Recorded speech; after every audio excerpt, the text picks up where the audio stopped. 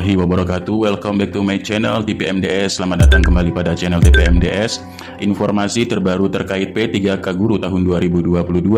Nah, ini ada pernyataan dari Bapak Andika Granendra selaku Koordinator Perencana dan Pengadaan Kemendikbudristek. Kemudian di sini untuk yang lulus passing grade atau lulus PG P3K Guru tahap 1 dan tahap 2 tahun 2021 namun belum mendapatkan formasi, ini tidak perlu lagi melihat formasi dari daerah, akan tetapi melihat dari jumlah kuota P3K tahun 2022 untuk yang lulus passing grade. Nah, rekan-rekan semua, seperti yang kita ketahui, jumlah dari yang lulus passing grade atau lulus PG tahun 2021 namun belum mendapatkan formasi pada tahap 1 dan tahap 2 ini berkisaran sekitar 193.000 guru honorer yang belum mendapatkan formasi. Nah, sebelum kita lanjut kepada pembahasan, mari kita lihat dari bagaimana respon Pemda terkait hal ini. Nah, respon dari pemerintah daerah terkait pengadaan P3K Guru tahun 2022 dan bagaimana mekanisme yang sudah lulus PG namun belum mendapatkan formasi. Nah, kita lihat flashback ya sebelum kita membahas kepada yang dari pusat. Kita juga perlu membahas untuk tanggapan dari daerah. Bagaimana sih tanggapan daerah ini terkait Permenpan RB baru yang akan diterbitkan ini untuk melihat bagaimana yang sudah lulus passing grade namun belum mendapatkan formasi. Di sini kita ambil sampel saja. Kita ambil sampel satu daerah yaitu pada Kabupaten Malang. Nah, ini ya kita ambil sampel dari Kabupaten Malang. Di sini para guru honorer pada Kabupaten Malang ini sudah banyak sekali melakukan audiensi bersama DPRD serta pemerintah Kabupaten Malang. Nah, kita lansir dari DPRD Kabupaten Malang, ini sudah banyak melakukan audiensi bersama guru-guru honorer. Nah, ini kita lansir yaitu pada tanggal 22 Maret ya. 22 Maret tahun 2021 ini sudah melakukan banyak audiensi ya. 22 Maret tahun 2021 juga sudah melakukan audiensi. Lalu di sini kita lansir lagi pada DPRD Malang, ini melakukan audiensi pada 28 April tahun 2022, tepatnya pada hari Kamis. Pimpinan dan anggota DPRD Kabupaten Pemalang didampingi OPD menerima audiensi dari DPP FHNK 2I ya, Kabupaten Pemalang terkait permohonan pengusulan NIP dan P3K serta kuota P3K tahun 2022. Nah, rapat ini dipimpin langsung oleh Kodori SAG, ini selaku Wakil Ketua DPRD Kabupaten Pemalang ya. Lanjut yaitu pada rapat selanjutnya ini pada tanggal 24 Mei tahun 2022. Nah, rapat kerja gabungan dari Komisi A dan Komisi D dan OPD serta mitra kerja mengenai tindak lanjut hasil koordinasi dan konsultasi terkait kebijakan dari rekrutmen ASN. Ya, rekrutmen ASN seperti kita ketahui di tahun 2022 ini fokus kepada ASN P3K ya, P3K guru dan non guru. Nah, ini berkonsultasi terkait kebijakan rekrutmen ASN dan P3K. Nah, rapat ini dipimpin oleh H. Nuryani SH MH selaku Ketua Komisi D DPRD Kabupaten Pemalang pada hari Selasa, yakni 24 Mei tahun 2022. Lalu apa hasil yang didapatkan? Hasil yang didapatkan dari rapat tersebut yaitu rapat gabungan DPRD ya bersama mitra kerjanya, bersama OPD mitra kerja pada pemerintahan daerah serta tindak lanjut dari rekrutmen ASN dan P3K. Nah, dari hasil rapat tersebut, bagaimana sih hasilnya? Nah, menurut dari salah satu guru honorer pada Kabupaten Pemalang yang menghadiri dalam rapat tersebut, yaitu di sini sedikit mirip dengan hasil dari rapat audiensi bersama Kemendikbudristek ya. Nah, di sini ada memang yang prioritas mendapatkan formasi, yaitu bagi honorer yang sudah lulus passing grade. Tapi bedanya di sini adalah di pemerintah daerah ini akan mengutamakan yaitu yang K2 dan non K2. Nah, tapi yang lebih diutamakan di sini katanya adalah yang K2 akan mendapatkan lebih dulu formasinya. Tapi kalau dari Kemendikbudristek sendiri, yang lebih diutamakan adalah yang mendapat formasi adalah pada sekolah induk yang terdapat formasi. Nah, sedikit kita simak cuplikan bagaimana hasil dari rapat dari pemerintah daerah terkait P3K tahun 2022 yang sudah lulus passing grade tapi belum mendapatkan formasi. Nah, inilah sedikit cuplikannya. Yang dihadiri oleh 4 OPD yang seharusnya yang hadir adalah 6 OPD. Ini adalah pembahasan tentang jadi tidaknya Kabupaten Pemalang membuka formasi P3K.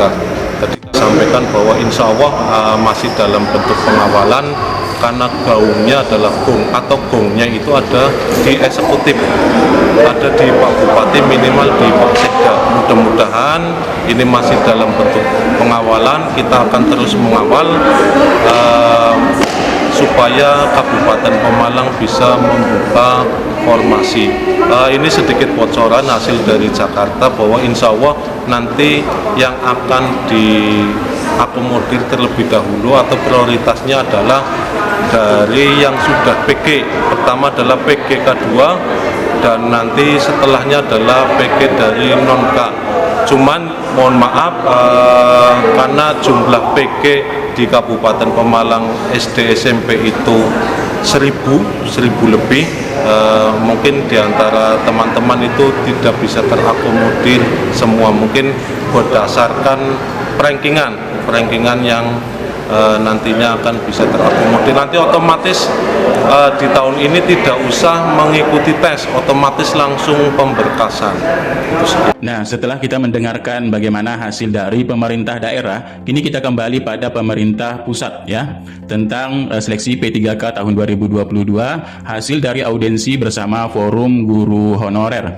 Nah, di sini perlu kita ketahui ataupun di sini sudah banyak yang mengetahui karena kami sudah mengupload video-video sebelumnya ya di channel TPMDS ini, bisa kalian cek lagi. Nah, di sini kami ulangi lagi ya, kita jadi di sini bisa membandingkan bagaimana tanggapan pemerintah daerah dengan pemerintah pusat. Nah, lalu bagaimana sikap kita ya? Sikap kita adalah pacuannya adalah kepada pemerintah pusat ya. Nah, jadi kita patokannya di sini adalah kepada pemerintah pusat yang akan mengkoordinir dari P3K tersebut. Nah, di sini kami ulangi lagi apa sih hasil rapatnya. Hasil rapatnya yaitu yang pertama, ini guru honorer yang sudah lulus passing grade di tahun 2021 ini tidak perlu mengikuti ujian seleksi kompetensi di tahap 3 ya, karena sudah sudah mengikuti seleksi ya dan lulus passing grade.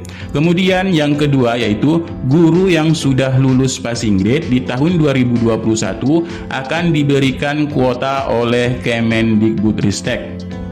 Nah ya, di sini akan ataupun di sini Kemendikbudristek yang mengkoordinir dari kuota formasi untuk yang lulus passing grade ya. Nah, yang ketiga di sini adalah prioritas utama adalah guru-guru honorer yang sudah lulus passing grade untuk tetap di sekolah induk. Apabila di sekolah induk tidak ada formasi, lalu sekolah terdekat ada formasi tapi tidak ada yang PG, maka prioritaskan guru yang sudah lulus passing grade di sekolah terdekat ya. Ini bisa dari kewenangan ataupun lintas kewenangan ya. Jadi jika ada formasi di sekolah terdekat tapi di sekolah induknya tidak ada formasi, maka yang diprioritaskan adalah yang sudah lulus PG mengisi formasi di sekolah terdekat namun tidak ada guru induknya yang akan menempati.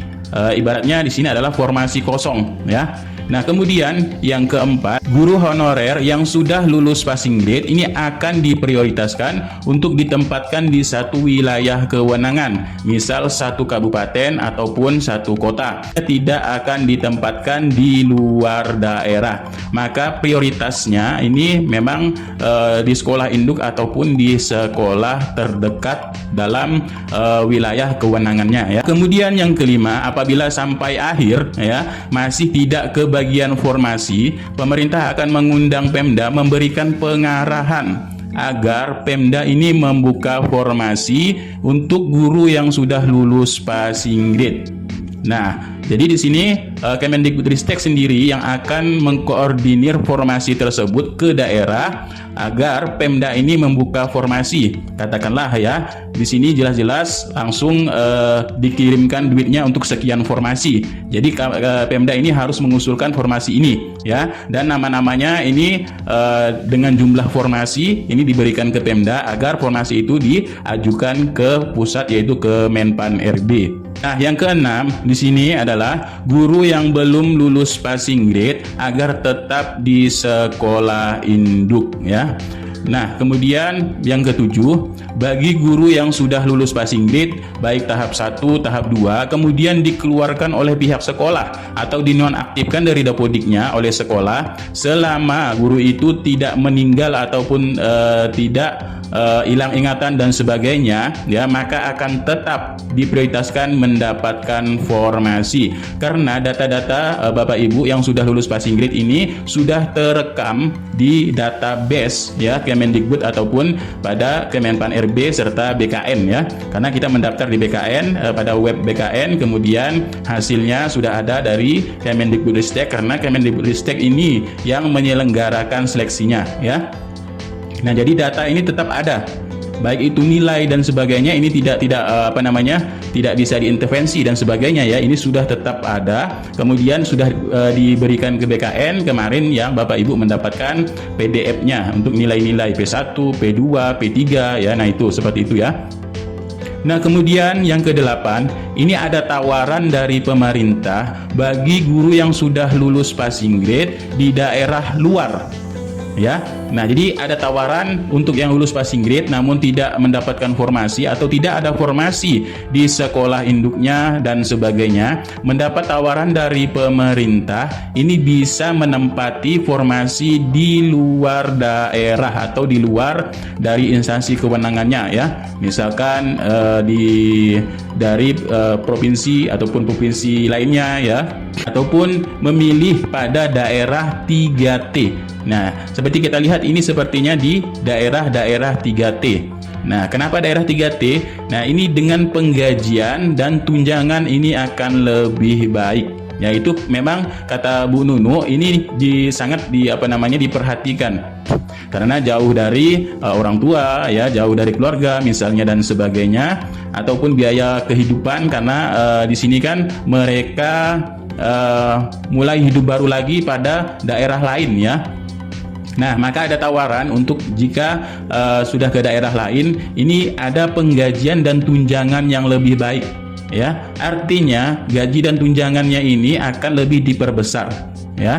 Nah, dan bisa diperoleh kembali ke sekolah induk ya jika ada guru honorer yang pensiun. Nah, jika di sekolah awal kemudian ada guru yang pensiun, maka bisa kembali pada sekolahnya ya. Nah, inilah sedikit kesimpulan dari hasil rapat bersama Kemendikbudristek terkait P3K guru untuk yang sudah lulus passing grade.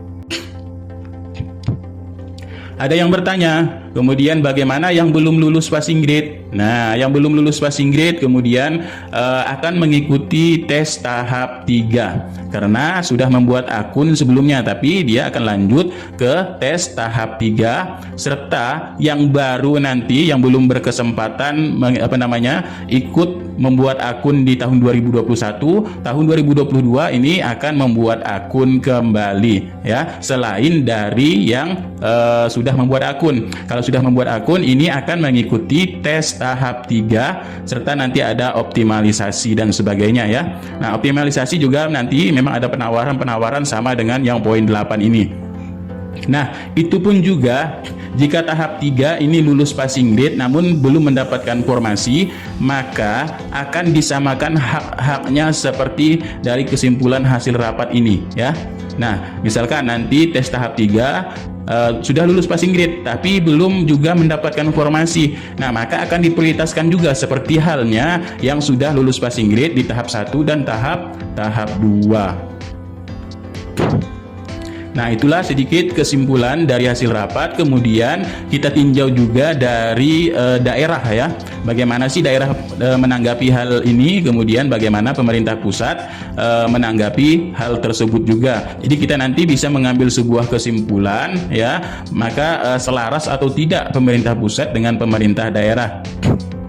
Nah, kalau tidak selaras, maka Kemendikbudristek nanti ini akan terjun langsung ke daerah guna memberikan arahan untuk mengajukan formasi. Ya, bagaimana teknisnya itu urusan pusat ya, teknisnya urusan pusat. Bagaimana supaya formasi ini bisa dibuka dan ditetapkan oleh Kemenpan RB untuk guru-guru honorer yang sudah lulus passing grade. Paparan dari Koordinator Perencana dan Pengadaan dari Kemendikbudristek, yaitu Bapak Andika Granendra. Nah, inilah sedikit pemaparan dari hasil rapat audiensi. Mari kita dengarkan supaya lebih jelas bagaimana tentang kuota P3K tahun 2022.